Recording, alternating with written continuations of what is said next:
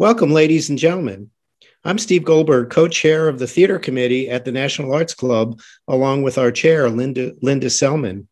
This event tonight is co-presented by the Theater and Literary Committees at the National Arts Club. This evening, Ms. Selman will be in conversation with Broadway television and film star Tovah Felshuh. Tovah is a six-time Emmy and Tony Award nominee, winner of 4 drama desks, 4 Outer Critics Circle, 3 dramalogues, the Obie Theater World, and the Helen Hayes and Lucille Lawton Awards for Best Actress. You've probably seen Miss Felshuh as Golda Meir in Golda's Balcony, or Yentl in Isaac Bashevis Singer's Yentl, or the Flying Trapeze Artiste in the musical Pippin, or as Deanna Monroe in the TV hit The Walking Dead. Tonight, Miss Felshuh shares her personal life with us from her new memoir, Lilyville, Mother, Daughter, and Other Roles I've Played, chosen as a must-read by the editors at Amazon and Good Morning America, with longtime fellow actor, playwright, friend, and chair of the Theater Committee here at the National Arts Club, Linda Selman. For those of you who are not familiar with the National Arts Club, we are a 501c3 nonprofit in New York City with a mission to stimulate, foster, and promote public interest in the arts. Annually, the club offers more than 150 free programs to the public, including exhibitions, lectures, readings, plus theater and musical performances. For more information, you can visit us at nationalartsclub.org or on Facebook, Instagram, Twitter, and YouTube. If you're interested in becoming a member, please send an email to admissions at the nationalartsclub.org. That's admissions at the nationalartsclub.org. Following the conversation, there will be a Q&A, so feel free to write down your questions in the chat box. I'll return to ask them to our guests after the interview. And now allow me to introduce you to Tovah Felshuh and Linda Selman. Thank you, ladies and gentlemen. I am Linda Selman, and that is Tovah Felshuh. And it's lovely to have us with you. And let me introduce you to my friend, wonderful and lovely, multi-talented Tovah Felshuh. Now, thank you. I know that the audience must be wondering, and maybe you too, Tovah, why I'm wearing this hat, because you don't seem to recognize it. Well, I received it at the celebration of your mother's 100th birthday party. I can't read the writing because of the Zoom. It probably yes. Says. Well, it says Lily's Century Celebration. Thank you. 4 generations, 100 years.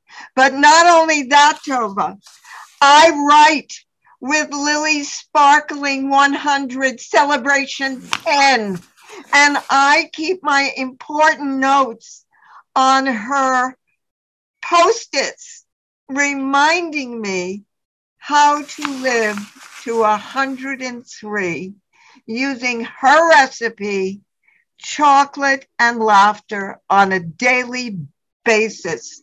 And to top it all off, I'm wearing my Linda Selman, Tovah's treasured friend, and Lily fan badge. So, hooray, Lily. Hooray, Tovah. Thank you. Hooray, Lilyville. Remember those parties? I remember them well, and thank you for saving the memorabilia. My mother is gone almost 7 years now, so yeah, thank you. Well, she was one of my heroes, too.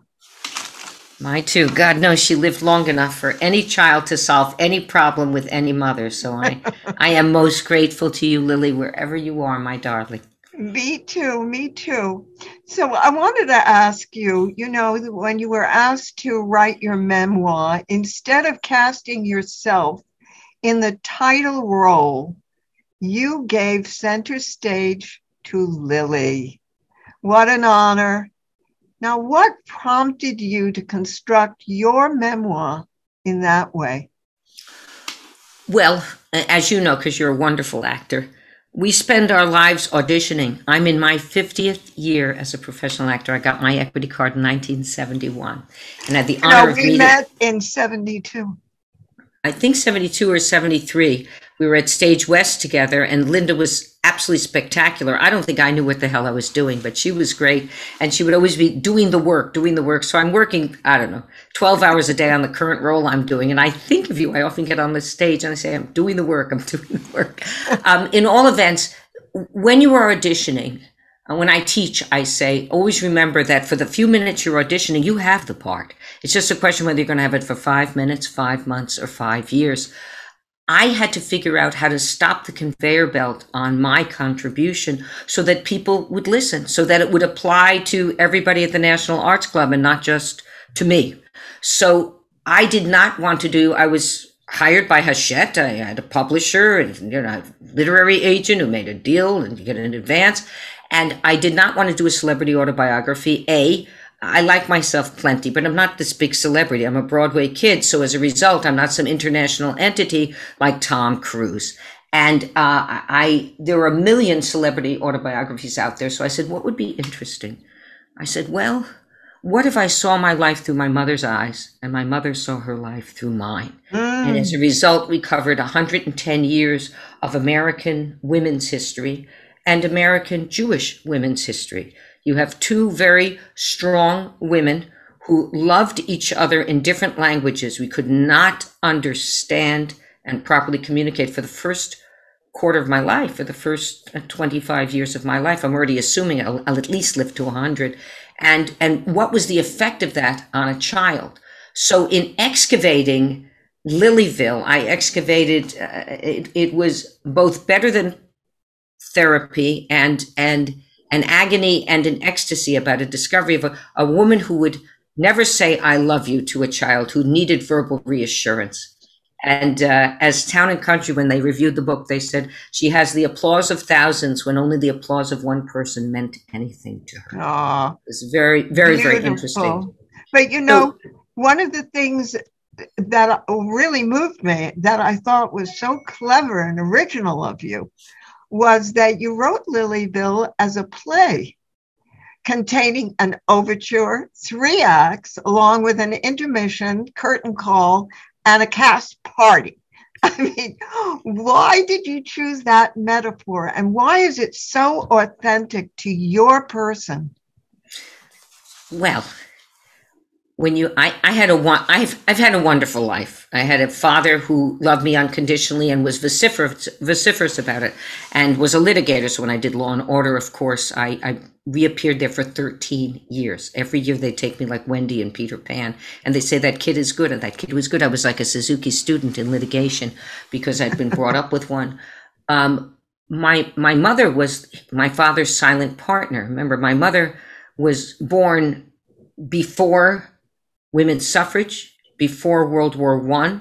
She lived through the Roaring '20s. On her birthday, on her 12th birthday, Yankee Stadium opened for the first time. And the Yankees beat the Red Sox 4-1 because Babe Ruth hit a grand slam home run. And the Kaplans, he was Lillian Kaplan, have been Yankee fans ever since. She lived through the stock market crash, the Great Depression, when she had to finish putting herself through NYU. She put her own self through NYU, the first one in her family to go to college.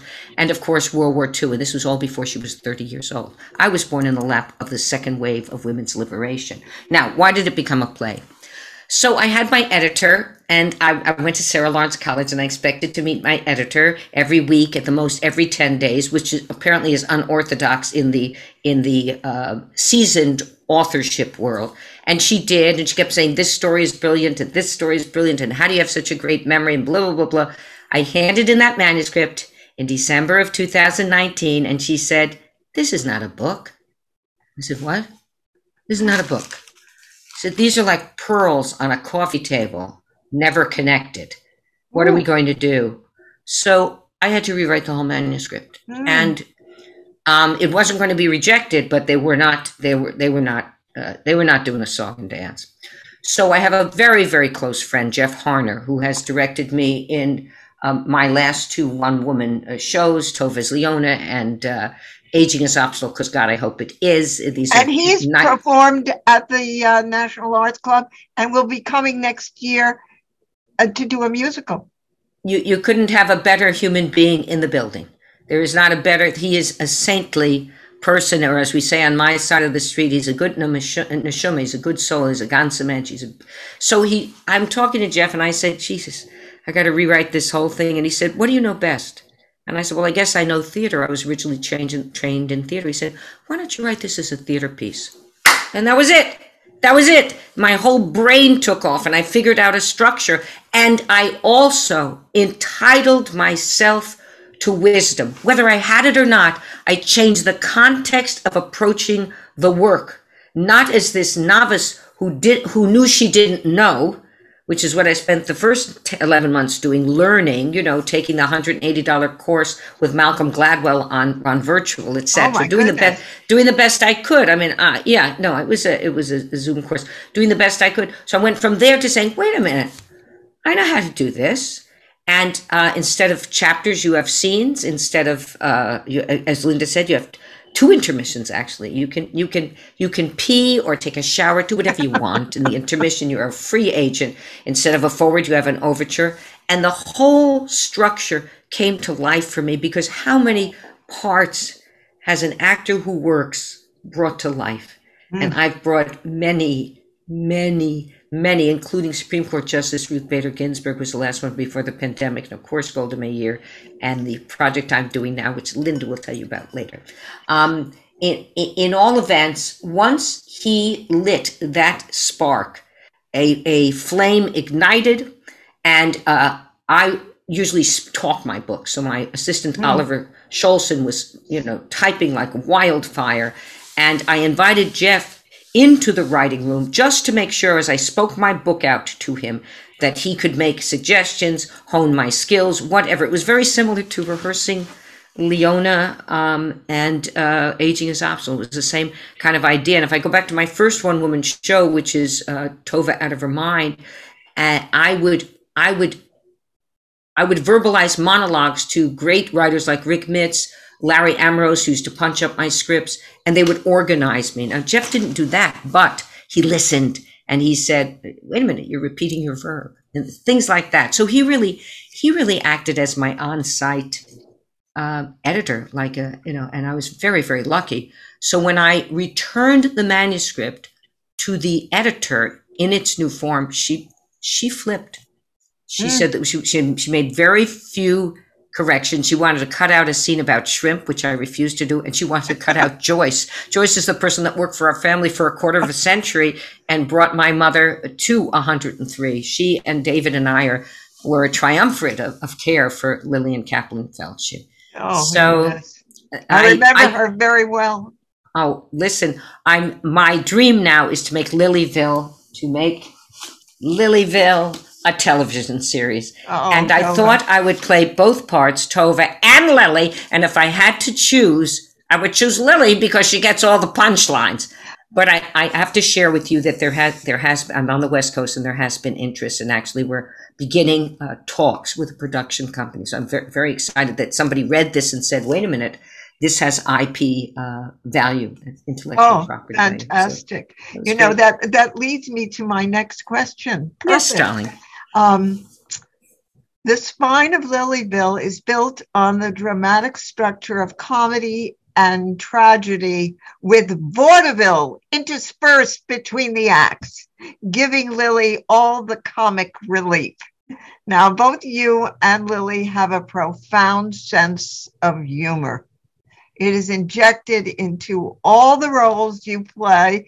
I remember reading a review of you doing Golda Meir, and then they said, where is this humor that she has? Tovah Felshuh brought it, as if gallows humor wasn't part of that president's life as a Jewish woman. And it's just as well for Lily throughout the circumstances of her life. So one of the things I really want to know, Tovah, is what is it about humor which acts as a life force to you and your mother? And if you would share some of your favorite Lilyisms with us. You are just wonderful. You talk about stopping a conveyor belt.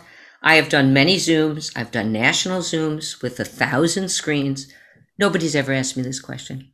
You know, as they say at Sarah Lawrence, it's okay if it's excellent, but is it original? Now, this is an original question, and I really appreciate it. The palate cleansers between each scene, each chapter, it comes from the vaudeville tradition of in one. In one, the actors would go to the most shallow, in front of the most shallow curtain, as behind stage, the stagehands were furiously changing the scenery to the next. And it gave the opportunity to do what my editor needed, Lauren Marino, bless your heart at Hachette Books. She wanted my career. She said, we love you, we love your mother, but forget about it. You're not just going to write about a mother and a daughter. We need pieces of your career. So I could always put them in the in one, The Walking Dead, Crazy Ex-Girlfriend, and of course the great Lily, her words of caustic wisdom. She went to see Miss Saigon and she said, Tovah, isn't the point of theater not to have the helicopter?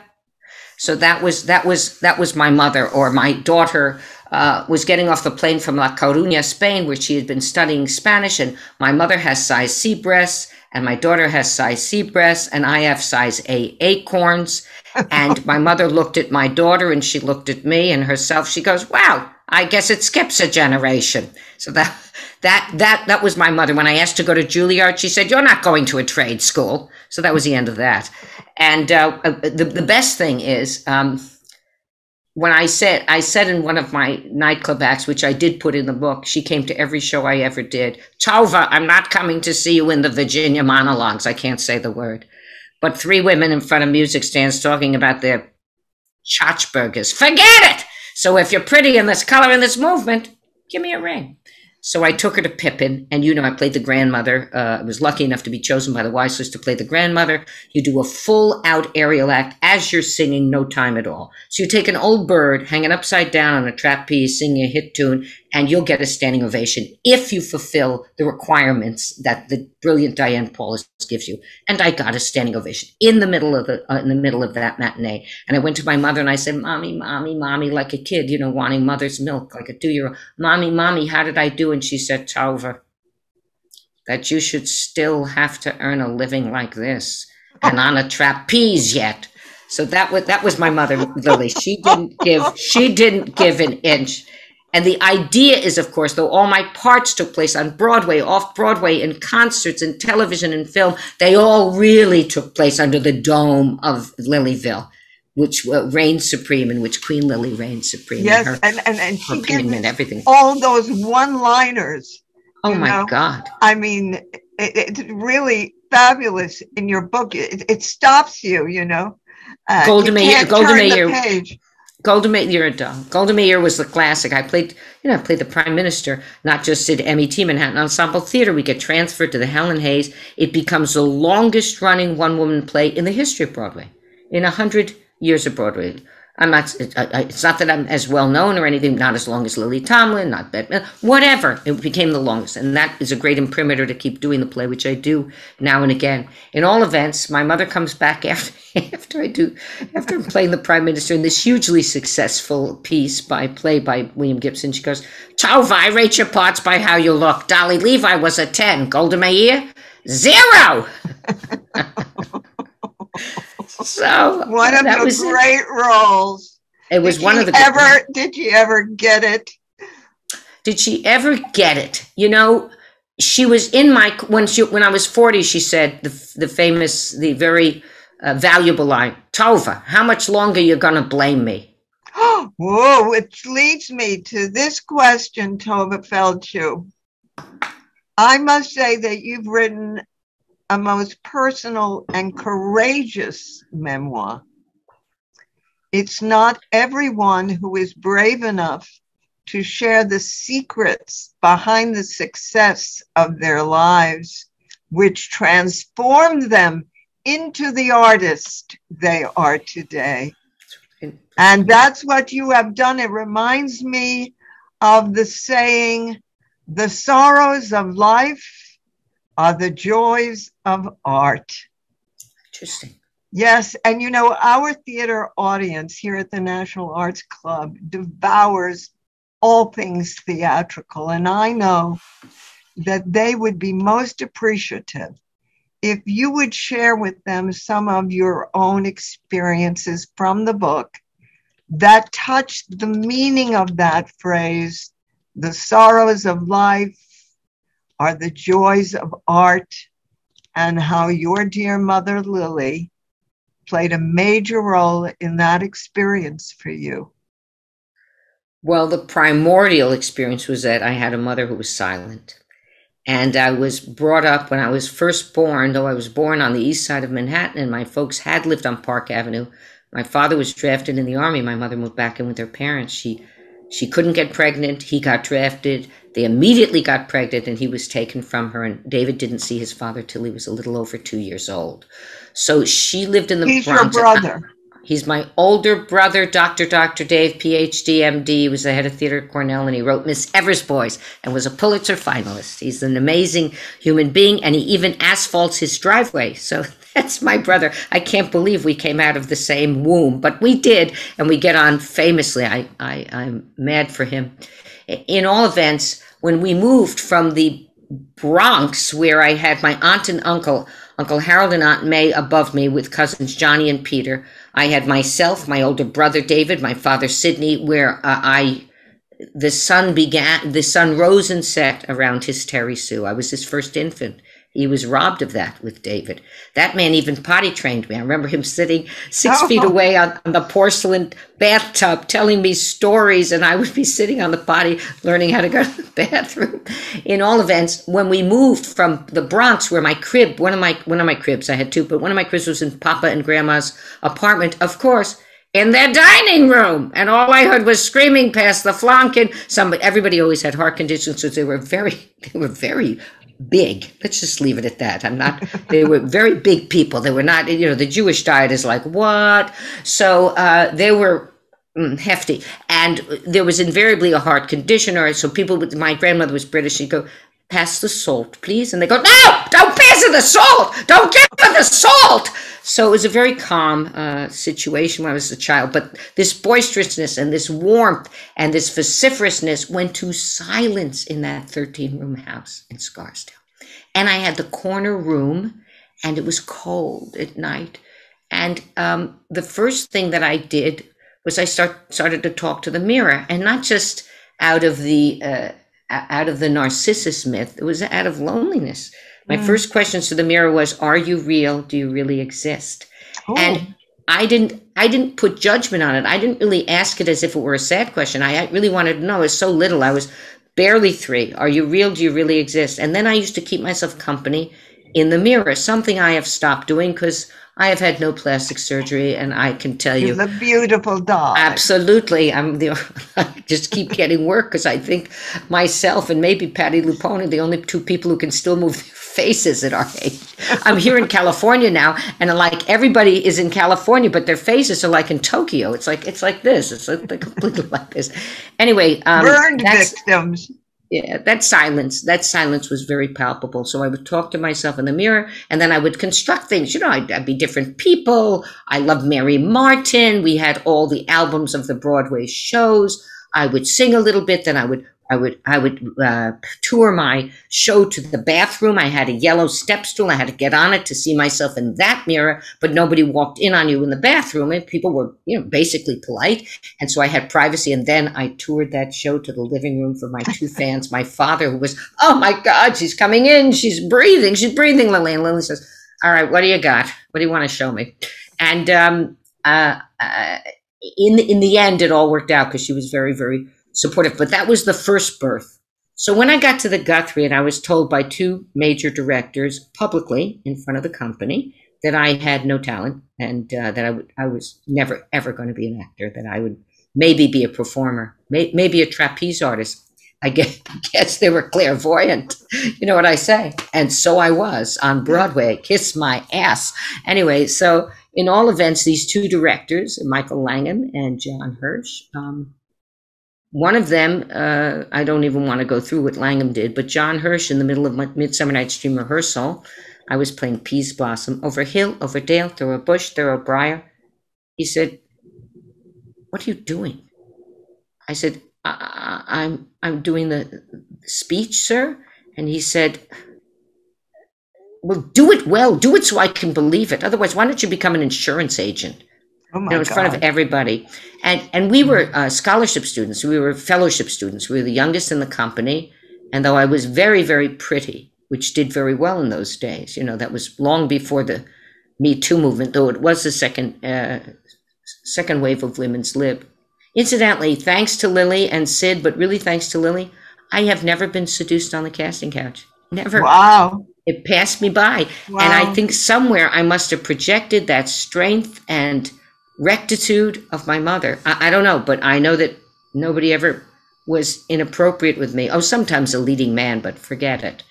And besides, somebody approached me for phone sex. I didn't even know what it was, but of course I turned him down. Anyway, it was very bizarre. He's dead. So back to this. When those two directors told me forget about it, it wasn't like it was news.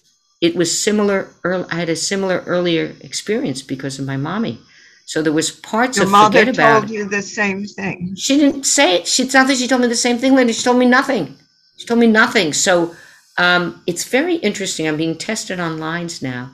And when my brilliant, wonderful line testers say nothing, I always check with them. Is this right? Is this right? And then I said, I'm wasting my time. Everything is incredibly accurate. But it's the silence. I just put that together just now. Wow. That was the pervasive no to me. That's how I interpreted it. And if I'm working on that now after this wonderful interview, I would work on zenning out the silence, not judging the silence. In any event, when they told me I didn't have it, they got rid of me. My brother was a big wheel at the Guthrie. He was already the he was associate artistic director at 26. So they got rid of me by putting me in the chorus of Cyrano with 14 lines in a red dress with Chris Plummer that would leave the Guthrie, would keep David happy, leave the Guthrie, and go to the Royal Alex in Toronto, the Colonial in Boston, and open at the Palace Theatre in May of 1973. And I had one scene alone with Chris Plummer, who remained a lifelong friend, may he rest in peace, on the stage. And my lines started the first line of the play. Oranges, pomegranates, lemonade. And I figured I loved theater, and I'd probably be a chorus girl the rest of my life, but I really wanted to be a leading lady in classical rep. So I got all the ingenue leads at the Cleveland Playhouse and the leads at Stage West. And it was my agent that said, you're not going to Cleveland. I don't care. You're not going to do Touch of a Poet. I want to go to Cleveland.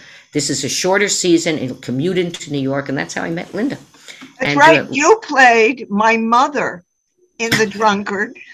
I played yes, that's right. Then you were on your knee. And you were on your knees. On my knees.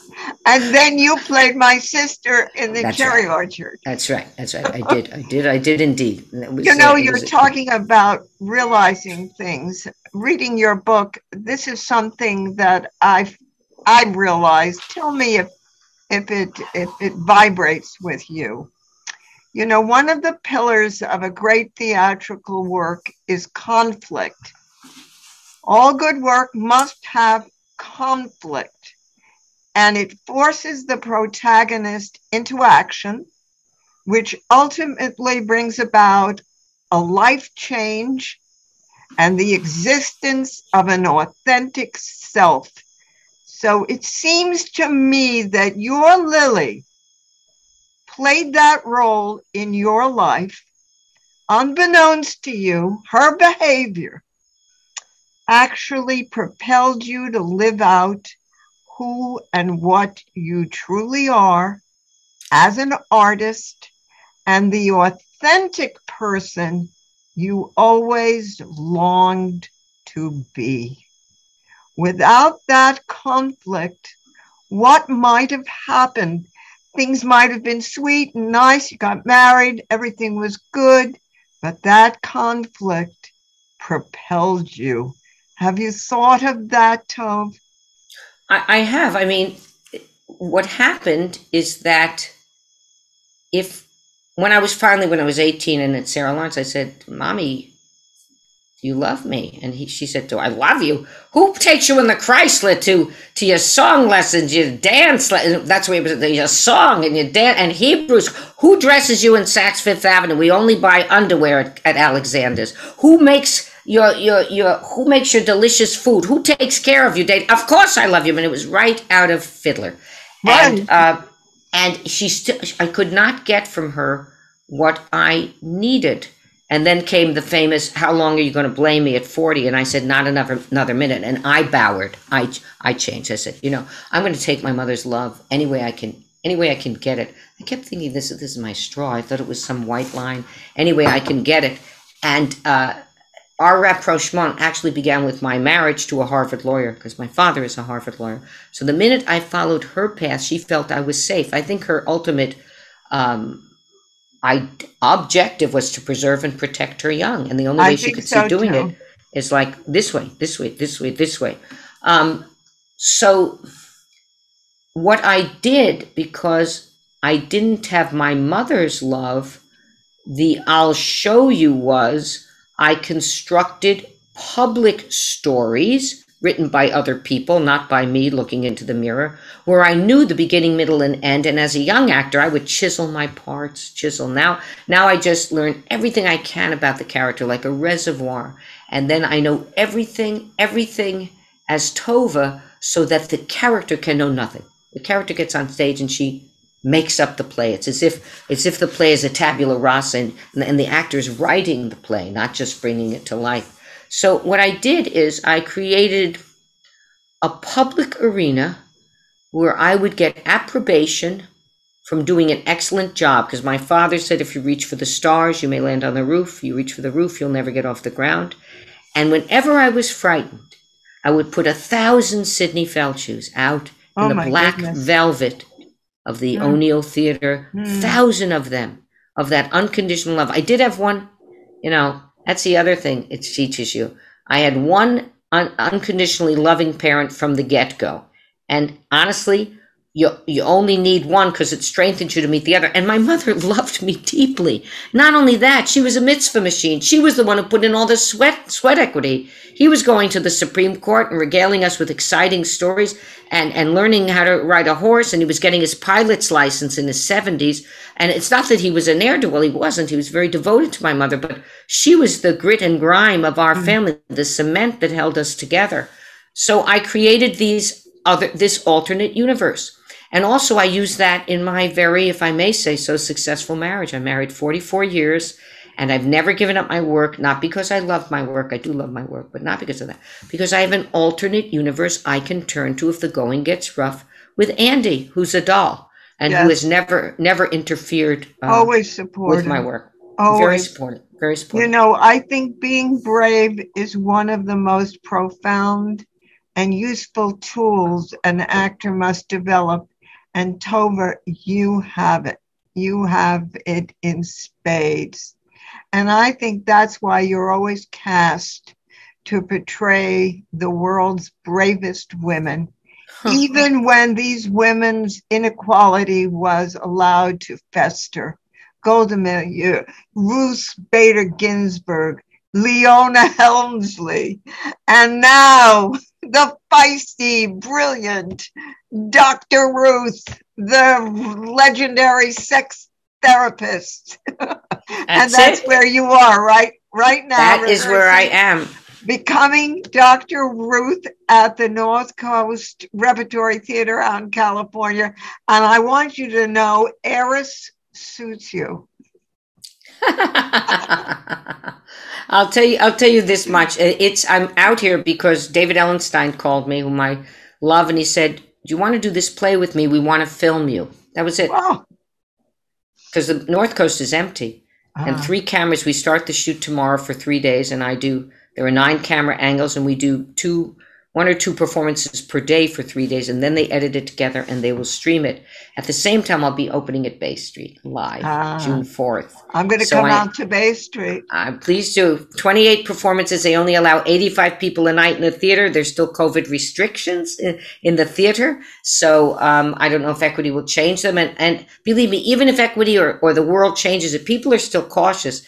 My brother David's up at Cornell, and you don't have to wear masks. Everybody's still wearing a mask. All the children, all the kids. It's just very interesting. Here in California, that's still in place. You must wear a mask inside. You must. Yes.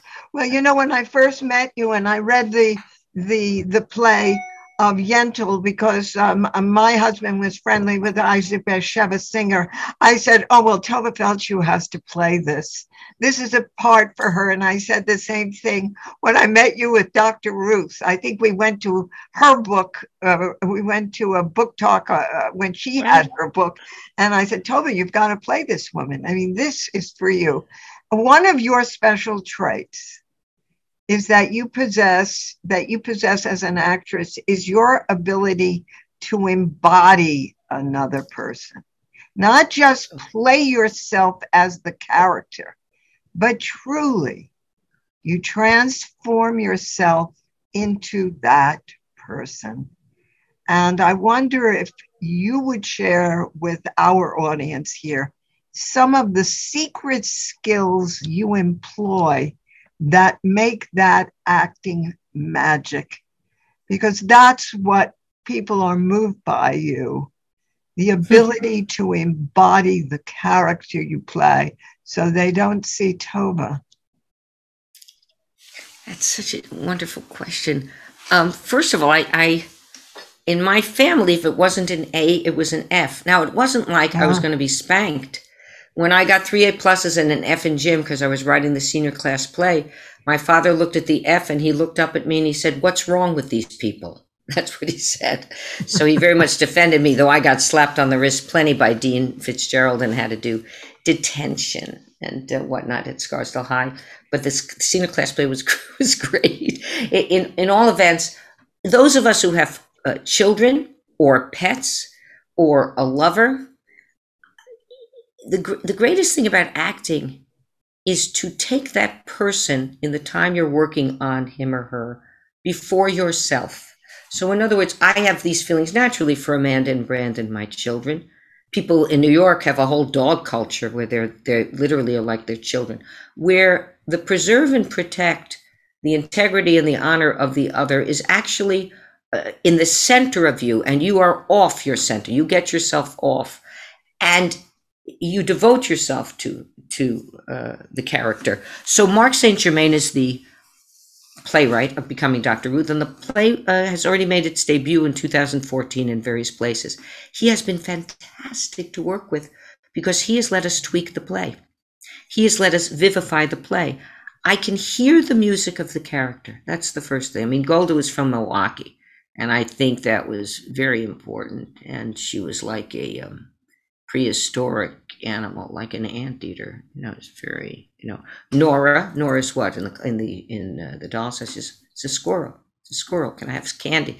So I'm not saying that Dr. Ruth is an animal. I don't have an animal for her, but I think it's very interesting because she was an orphan of the Holocaust, and she decided to be optimistic. She was early told in her early life from her loving family, which she had for 10 years, that she was to smile and be cheerful and remember she was loved. So she feels it is her duty to be the Shirley Temple of a room. So much so that even the ends of her sentences go where? They go up. They go up. Also, she stands up straight. Now, I've just played Ruth Bader Ginsburg, where it was like, I said to the Supreme Court Justice, I said, Justice Ginsburg, I'm going to be your voice out in the universe. How do you want to be remembered? I got to meet her 4 times before her death. She was so kind to me, invited me to her chambers. I couldn't believe it.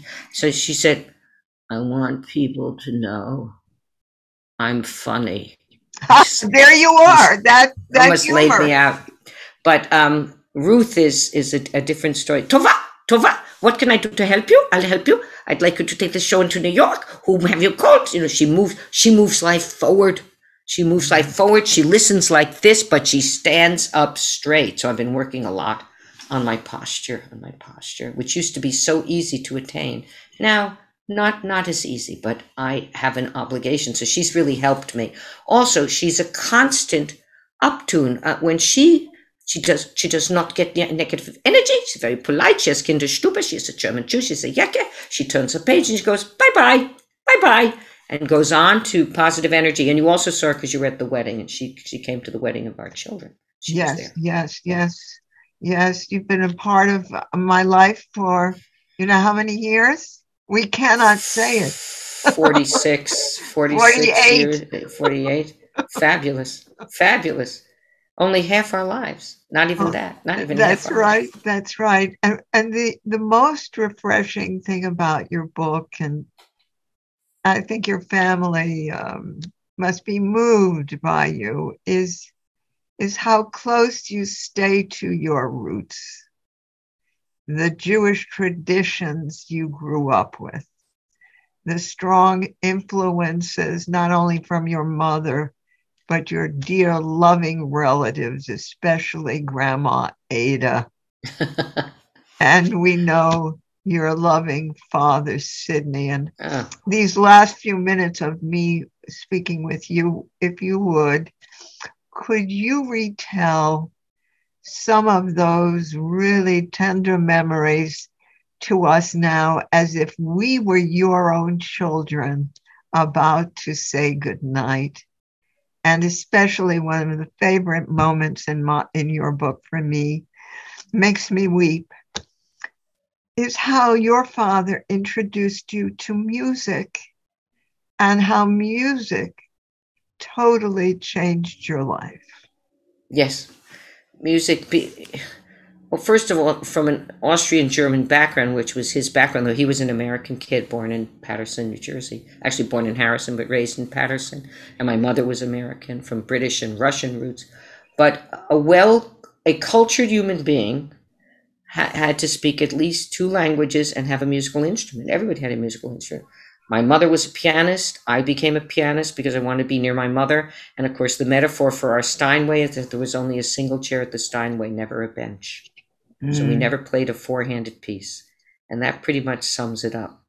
And I assumed I wasn't good enough, and she assumed she didn't want to interfere. She didn't want to limit me. And she asked me if I was adopted when I was a little kid. Oh my goodness. I was reeling. And I said, why would you ever say that to me later in my life? And she said, I couldn't believe that such an open-hearted, vociferous, talkative, verbal child could be my child.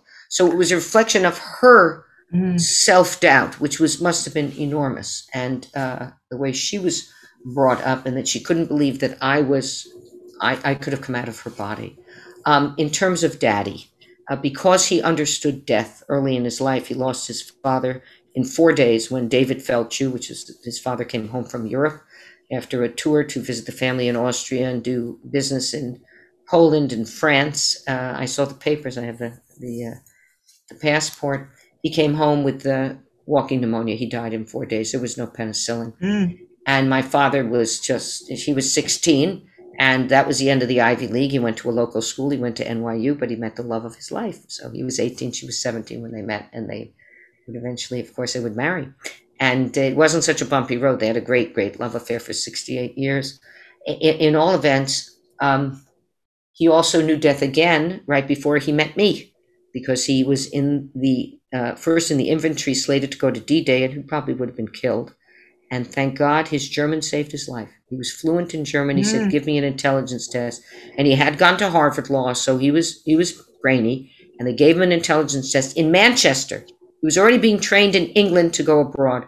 And they switched him out of Manchester barracks to London, to Knightsbridge, going underground to help General Eisenhower, one of the 100 young men, to help plan D-Day. And he entered at Saint-Jean, something in Normandy, entered at D-Day +5 or 6, and it saved his life because the battles had died down.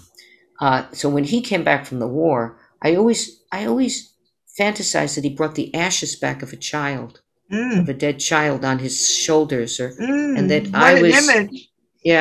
that I was conceived, after the war and brought up in the 50s, and he just never left my side. Now, when he was 14. His father, David, brought him to Aeolian Hall in New York City, and he heard George Gershwin play the Rhapsody. It was 1924. My father was born August 1st, 1910. And that was a life changer for him. He loved Gershwin and the sounds of New York combined with the sounds of Judaism. And I have that big unit in Tovah Out of Her Mind, where you trace the melodies, the Jewish melodies of the Gershowitz boys, Jacob and Isaac, Ira and George, and they became Gershwin. But Baruch Hu Esad Hashem Hamvara, it ain't necessarily so. Baruch Hashem Hamvarach Li'olam Voed. So my father loved Gershwin, and he said, come sit with me by the High Fidelity. And he took out the records I was not yet allowed to touch, and he put it on the turntable I was not allowed yet to touch. And he pressed took the arm, and he put this on, and we listened to Rhapsody in Blue together, and he said, what do you hear? And I said, does this sound cuckoo? I imagine myself going, no hands down Franklin Hill, Daddy. No hands down Franklin Hill on my bicycle. And he said, that's great. He said, it's great. And he told me what he felt about him. And I started to study Gershwin on the piano. Of course, like any kid, I studied Bach and Beethoven and Furlis and the things you have to. But by the end of seventh grade, I started to go into Gershwin and mastered a Rhapsody in Blue, the full-out version, solo version, not abridged, not child adjusted, for the 8th grade graduation. And my father would come in and he'd go like this, lie on the couch as I was practicing. And he'd just keep me company, go like this. So at his funeral, I played Gershwin's Rhapsody in Blue as we buried my father at Riverside Memorial in New Jersey. And the day he died, May 11th, 1996, it was 2 days before he would go, and I was doing Tovah Out of Her Mind, and they would let me come in every night at midnight to come visit my father, and I would lay on this side of his body on his right because his pacemaker was coming out of his chest, so I have a piece of metal. Anyway, the last time I saw him alive, I put his armpits on my shoulders and lifted him off the bed, and he could no longer have word retrieval, but he could sing because he died of the effects of his drug. The music center is different than the verbal center. So I sang him, oh, sweet and lovely lady, be good. He used to play it on his ukulele. Oh, lady, be good to me. And he tried to sing with me, and we did a little bit of a foxtrot, and then he said, I was actually dragging him around a little bit like you drag around a doll with his legs already dragging. He was so weak, and he had been such an athlete. And he said he had to get back in the bed, and I put him back in the bed, and he went like this. That's enough. Just like that. And he really meant it. So he would die May 11th in the morning. I was alone with the body. My mother came in her St. John knit and her pearls and her beautiful matching purse, perfectly coiffed. She was like a queen. She went over the sheets. My father was covered up to his head. We could see his face, which was that yellow white, that terrible white of death. And she leaned down over the sheets and kissed his genitals over the sheets and said, thank you for my life. Thank you for my children. My mother was in astonishment, and my mother bloomed in the last part of her life. When Sidney finally died, whose nickname was Sonny, and she literally gave him the sun. She gave him the spotlight, and she didn't mind the warmth near one of her arms. The spotlight was cast upon her the way the prime ministership was cast upon Golda Meir. When Golda Meir saw the prime minister's residence, she goes, what do I need all this for? So she was the one surviving person of 6 aunts and 6 uncles for an extended family that came to America in 1902. So we weren't decimated by what happened in World War II. And she was the center of our love. She had this big house where she'd give all the celebrations, and I kept her at center. I spoke to a psychiatric social worker, my beloved cousin, Lucille Lewis. She said, keep giving mother things to look forward to. And as Linda knows, I threw her parties that were yes, here we go, these parties. I have her 103rd hat, but I don't know where it is. It's okay. She did a vaudeville act. That's right. on April 19th, 2014. And she said, Tovah, I should have been an actress. I'm not afraid of anything anymore. It's such a good time up there. And she was hysterical. You know, she was a medical experiment. You read about this in the book, and it extended her life 8.5 years. And she would talk to a convention of doctors. She got a big award down in Washington as a Courageous Patient Award because she was an experiment. She said, doctors, you did such a good job. I don't know how I'm going to die. You got any suggestions? So she was very, very, very funny. But anyway, she said, I'm not afraid of anything anymore. And 10 weeks later, she was not afraid of dying. She would leave her body. And she had a great death. She had really a great death. So that's it. A cerebral hemorrhage. You know, her veins in her head were 103 years old. Something had to give. So that was it. She went to sleep for 2 weeks and then said goodbye. You know, I'm not sure our audience knows of your dedication to humanitarian causes. You know, for the charitable works you've done over the years, and Tovah has received the Eleanor Roosevelt Humanitarian Award, the Hadassah Myrtle Wreath, and the Israel Peace Medal. Tell us just a little bit about that, because that's very special. I'm thinking that maybe the UN might ask you if you might represent them around the world. Would that be something you would be interested in? Anything having to do with children, of course I would be. And of course I pray for the Middle East. It just, in the end, even dealing with Ruth Westheimer, you really realize since she took sex and made it appropriate talk. My elbow, my hand, my clitoris, your penis, ejaculation. When we're naked, we are so much the same. Itzhak Perlman said, if we could only have our orchestra rehearsals naked without clothes, we would have an Arab-Israeli, and there is one Arab-Israeli orchestra. I would do anything for the perpetuation of life, Lador Vador, from generation to generation. My birth name was Tovah Felshuh, and incidentally, those of you who are not great readers, like are slow readers, you have consideration, buy the audiobook. I get to act the audiobook, and Sony gave me permission to sing. So I will sing you, where's the bathroom, where's the bathroom, I need to find the bathroom, right? So in all events, I changed my name from Tovah to Tovah. You can read about it. And in doing that, Shakespeare says, what's in a name? A rose by any other name would smell as sweet. And I say, no. There's a lot in a name, because nobody's life is about your life. Their life is about their life. Whether they're going to brush their teeth, and when they're going to pee, when they're going to poop, when they're going to see their children, how they're going to stay alive, with vitamins. So everybody loves each other, but you're inside the confines of your own body. So the perceived value of a Tovah Felshuh was foreign, orthodox, and an expert in Judaism. I was none of those things, but I was a very good student. So certain parts were given to me, I won't say on a silver platter, but when I auditioned, they figured, oh, Tovah Felshuh, Yentl, that might work, and that I started to ride the horse in the direction it went.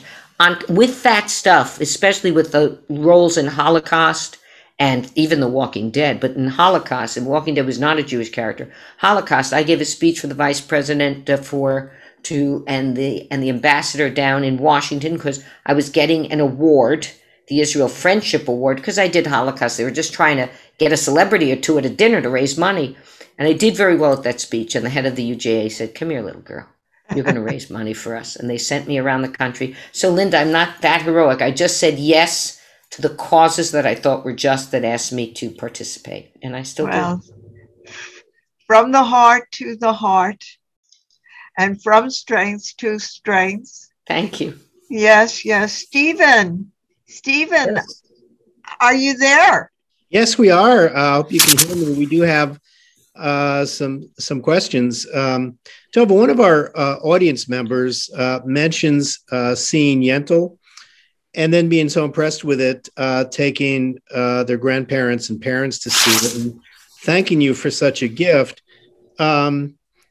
Given your Jewish traditions that you grew up with, and certainly playing Golda, Yentl, how has your Jewish traditions, your background, influenced your performances, and what do you bring to it? And are there other performances that colored, aside from the obvious, like Yentl or Golda or some others? My Jewish tradition and my Jewish influences and how they colored my characters? Yes. If you're good at this,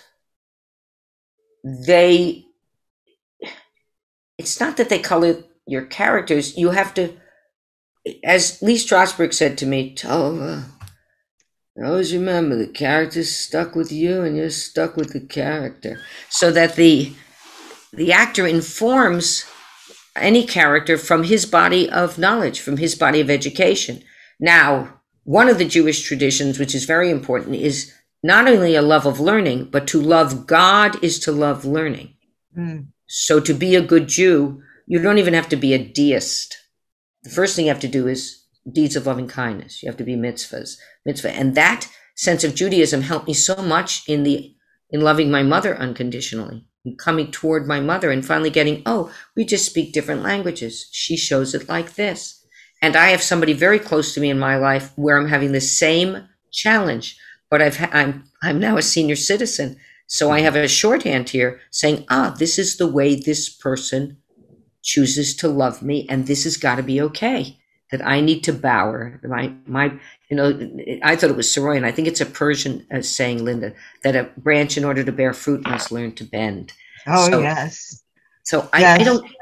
Tovah, I just have to say for those in the audience that, Tovah gives such pearls of wisdom that she learned through life, and they are all in that book. They are all in this memoir about Lilyville. All the lessons and the tenets that the world shared with her. I remember I was privy to a time when Amanda, Tovah's daughter, was maybe playing Gershwin's Rhapsody in Blue. It was late at night. We were together working on a project, and Amanda was tired and she wanted to stop. And Tovah said, no, you have to. You're committed to this. You must do it. And I remember thinking, now, if I was Tovah, I would let my child stop. But now, having lived my life, you did the right thing. Because no matter what happens in life, you have to continue to move into the commitments you make for yourself and those around you, whether you're tired, sick, happy, you have to do it anyway. And that's very special. And I must tell you, Tovah, it touches my heart because that was remember that moment. And for those readers who are there, if Tovah touches you in that way, because she really lives out the lessons that were taught her. And a lot of them come from this Holocaust background of her family, correct, Tovah? Well, not really Holocaust background, just my father loved being Jewish. He just loved being Jewish, and I love my father. Brandon has a beautiful, beautiful bride who converted to Judaism, and I said, when you put Sydney's the name of his daughter. Beautiful little girl. Beautiful, fabulous kid. And she loves the piano, so I'm out of my mind. I brought her a little piano, and then I took her to the Steinway, and I let her play with her feet and her hands. She's 7 months old, but she loves the piano. In all events, I said, put her to sleep, sing her the Shema. If you want a child in our tradition, sing her the Shema. Your wife converted. Explain what that is for those who don't know. It's the core of the Jewish religion. Hear, meaning hear, listen well, O Israel. The Lord, our particular God, the Lord is one. And you use it however you want. The Lord is one blanket universe. I am not personally a literal deist. I'm not. I believe in God's spark, the best of us. And so just to finish the question that was asked of me, my characters are informed by my rather large body of knowledge at this point. I've been around for so many decades that I speak 5 languages. I no longer, when we were brought up, being too Jewish was like, and I was Tovah Felshuh till I was 21 and preppy, and my father went to Brooks Brothers. There were no German or Japanese cars in Scarsdale, but it was a different world. Also, the Jews weren't permitted in certain country clubs, and it was just the way it was. I don't even remember heartache about that, but I do remember going out with people who could get into all the clubs to find out what they looked like inside. So my characters are informed simply by my knowledge. But again, if you're devoting yourself to Dr. Ruth, so you have to watch her movies, you have to watch her documentary, you must look at some of her books, and the most important thing is to be around her. She is short and she is quick. That's why she was a sniper. You know that she was a sniper in the hockey. No, I didn't know that. That's right. She was an orphan On the kinder transport, she got to Switzerland to the orphanage, and they said, "You think we're here to take care of you? You're here to serve the Swiss children." So they made food, they did their laundry, they cleaned the toilets of the Swiss children. They were separated from the Swiss children lest they infect them. So the children on the transport were treated like second-class citizens. And then somebody came to speak to them at the end of the war. All their parents were dead, every single one. They read the list of the survivors, and not one orphan recognized one name on the survivor list. And and they came from Israel and said, "Israel needs you, it'll be your country," or Palestine, it was called Palestine. And she went there, and then she became a kindergarten teacher. My grandmother always told me I should be a kindergarten teacher because I would fit so nicely in the chairs. So everything is informed not only by your knowledge, but you have an obligation to study the other person. What makes the other person tick? Why is Ruth so optimistic? Because from the ages of 10 on to the age she was 20, when she got her period, when she lost her, when she wore her first bra, when she lost her virginity, she was alone. She was alone. She had been ripped and separated from her family. So what does she go toward? Sex education first. And she said, sex therapist, that'll be my tikkun olam. Everybody is put on this planet for the purpose of healing the world. That will be my higher purpose, to make sure they have the intimacy in the family that I had lost. You're making me cry, Tovah. You make me cry too. Is there any other question? If you have trouble, all you have to do is go on tovahfelshuh.com and you push.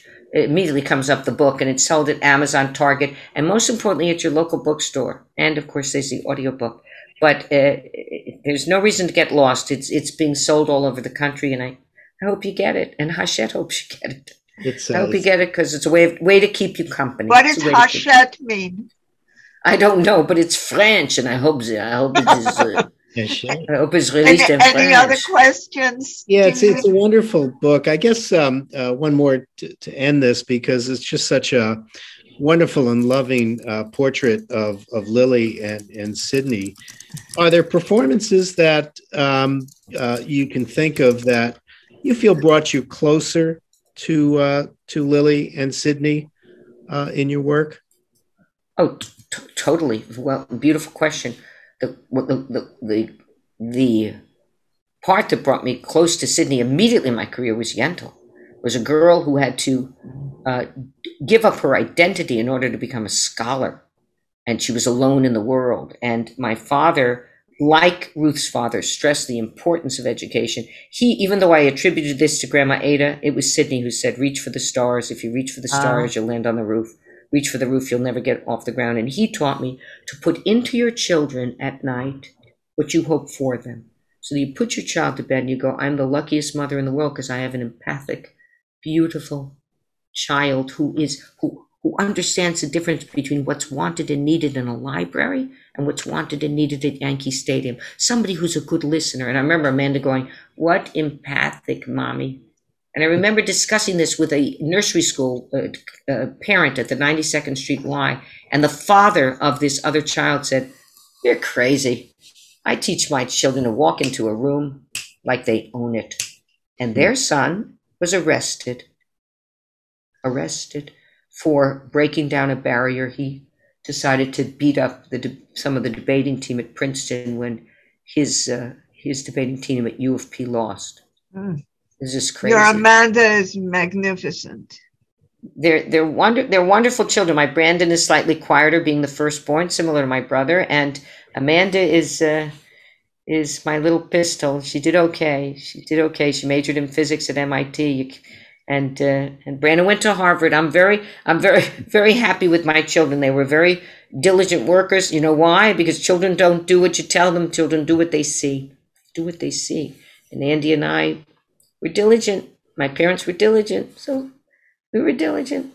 I was consulting with a potential ghostwriter, which it never happened, thank God. And she was not from my background, wonderful woman.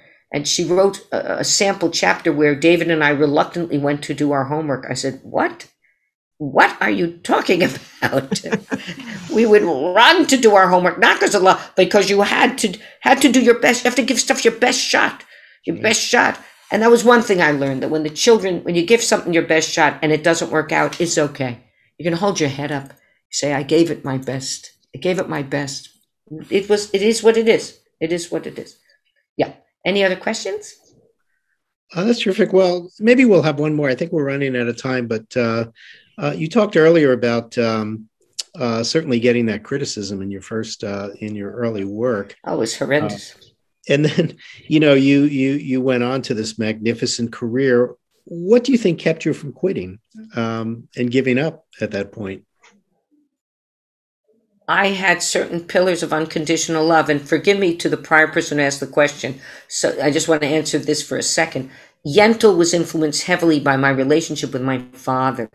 And the part that was influenced heavily by my relationship with my mother was Lillian Kantrowitz in A Walk on the Moon.